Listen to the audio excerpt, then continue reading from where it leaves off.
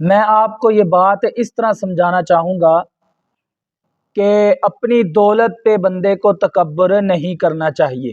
اپنی دولت پہ بندے کو تکبر نہیں کرنا چاہیے. کیوں کہ اگر کوئی بندہ تکبر کرتا ہے تو اللہ اس کو ذلیل کر دیتا ہے.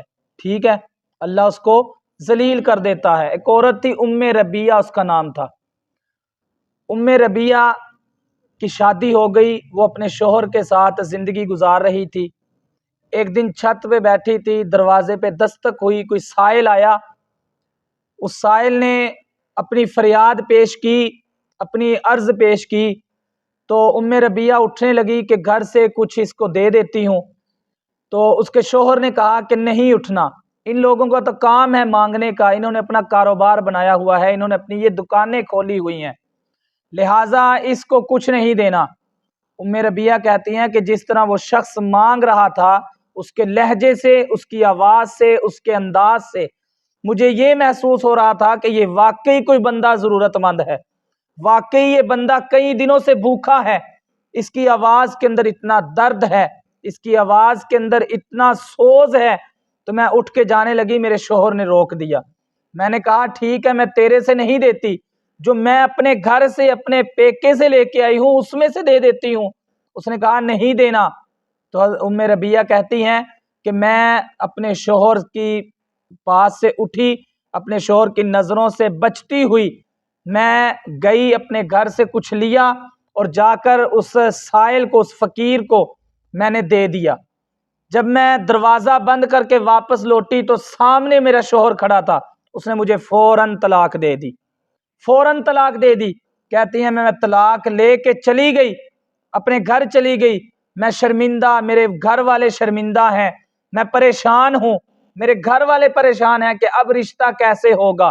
تو کہتی ہیں کہ کئی دنوں کے بعد ایک رشتہ آیا، بڑے امیر خاندان سے، بڑے امیر خاندان سے رشتہ آیا، اور کنوارے لڑکے کا رشتہ آیا. میں شادی شدہ تھی، کنوارے کا رشتہ آیا. میرے گھر والوں نے اس کے ساتھ رشتہ کر دیا. جب میری شادی ہو گئی، نکاح ہو گئی، میں اپنے اس شوہر کے پاس گئی تو میرے اس شوہر نے مجھے کہا کہ مجھے جانتی ہو میں کون ہوں؟ میں نے کہا نہیں.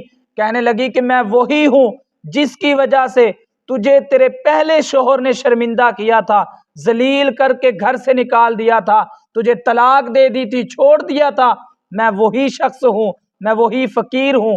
کہتا ہے، وہ شوہر کہتا ہے کہ میں اس دن سے لے کر میں نے اسی دن محنت کرنا شروع کر دی. 18 گھنٹے دن رات میں نے ایک کر دیا، محنت کی، اور آج میں اس قابل ہو گیا. میں نے ارادہ کر لیا تھا کہ میں جب اس قابل ہو جاؤں گا کہ میں اپنے بیوی بچوں کا نان نفقہ اٹھا سکوں گا تو میں پھر اس کے ساتھ نکاح کر لوں گا. یہ میری وجہ سے ذلیل ہوئی ہے، تو لہٰذا تم میری وجہ سے ذلیل ہوئی ہے تو اس لیے میں نے تیرے ساتھ نکاح کر لیا ہے. اور فرماتی ہیں ام ربیہ کہ میں اسی طرح اپنی زندگی جو ہے وہ گزارتی رہی. میری شادی کو 1 سال ہو گیا، اللہ نے مجھے ایک بیٹا عطا فرما دیا. تو کہتی ہیں کہ ایک دن میں اسی طرح چھت پہ بیٹھی ہوئی تھی تو میرا شوہر میرے ساتھ بیٹھا ہوا تھا. میرا شوہر ہر کام اپنے ہاتھوں سے خود کیا کرتا تھا. اس دن میرے شوہر نے مجھے کہا کہ اب جو کوئی سائل، کوئی فقیر دروازے پہ آئے گا تو اس کو آج تو نے جا کر خیرات ڈالنی ہے. ام ربیہ کہتی ہیں کہ تھوڑی دیر کے بعد دروازے پہ دستک ہوئی، سائل نے سوال کیا، عرض کی، فریاد کی. میں وہ فریاد سن کے سائل کی چلی گئی. میں جب جا کے دروازہ کھولا تو میں وہ خیرات دینے لگی تو کہتی ہیں کہ چیخ مار کے میں بے ہوش ہو گئی. جب مجھے ہوش آیا، میں اٹھی تو میرے شوہر نے مجھے پوچھا کہ اتنی کیا ہوا تھا، کیوں پریشان ہو گئی تھی، کیوں پریشان ہو گئی تھی؟ تو فرماتی ہیں کہ میں نے کہا کہ میرا یہ وہی شوہر تھا، فقیر مانگنے والا، یہ وہی شوہر تھا جس نے مجھے چھوڑا تھا. تو میرے بھائیوں، اللہ کی لاٹھی بے آواز ہے. اس شوہر نے غرور کیا، تکبر کیا، اپنی بیوی کو ذلیل کیا، فقیر کو شرمندہ کیا، ذلیل کیا، تو اللہ نے اس سے ہر چیز کو چھین لیا اور اس فقیر کو وہ ساری چیزیں عطا فرما دی.